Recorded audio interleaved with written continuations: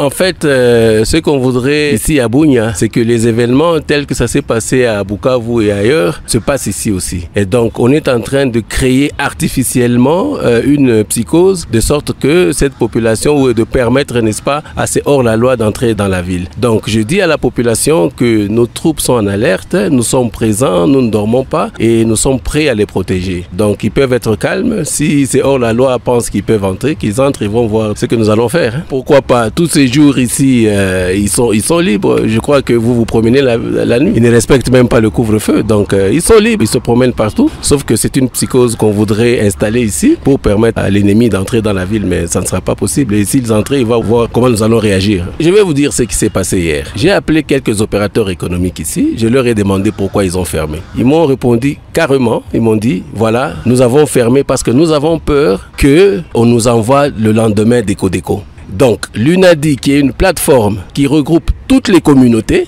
décrète, n'est-ce pas, 48 heures de villes mortes. Et ces villes mortes ont été créées pourquoi? Parce que tout simplement, il y a des milices, des communautés qui sont en train de tuer leurs propres frères. C'est ça la vérité. Est-ce qu'aujourd'hui, parce que les gens ont maintenant l'habitude d'exposer les pancartes pour donner le chiffre de mort, est-ce que nous pouvons aussi dire par exemple que voilà, Codeco, milice, Lendou, combien ils ont tué? S'ils veulent être honnêtes. Zahir, milice, Emma, combien ils ont tué? FPIC, milice, Bira, combien ils ont tué? Et ADEF, qu'on mette ça pour être plus sincère et pour être correct. Moi, je pense qu'ils ne peuvent pas punir cette population deux fois. C'est eux qui regroupent les communautés. C'est à eux de dire à leurs enfants d'arrêter. Qu'est-ce que les gens ont à faire? Ils ont perdu, ils n'avaient rien. Le prix du carburant a grimpé parce que les stations sont fermées. Alors, à qui ça profite? Je vais vous dire qu'une semaine après l'état de siège, une semaine seulement, ils disaient déjà que ça a échoué. Une semaine seulement après. Aujourd'hui, nous sommes dans la deuxième phase où nous les avons chassés de leur centre d'intérêt. Les mines où ils étaient, les routes nationales où ils étaient en train d'extorquer.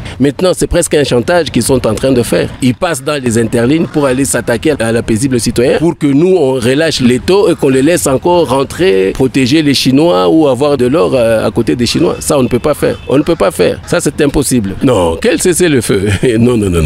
Nous allons continuer avec les opérations. Que ce soit les Codeco, que ce soit le FPIC, que ce soit les Zahir, les milices Zahir, ainsi de suite. S'ils veulent, nous sommes ouverts, ils peuvent venir, ils peuvent déposer les armes. Nous allons chercher les moyens avant le PDDRCS. Nous allons chercher les moyens pour les encadrer. Pointré. Ils sont en train de tuer qui ici? Tous ces gens-là. Ils tuent les Congolais, leurs propres frères. Les Codeco, ils tuent qui? Le FPIC tue qui? Leurs propres frères. Alors, ils veulent que nous, on vienne les supplier. Non, monsieur, arrêtez de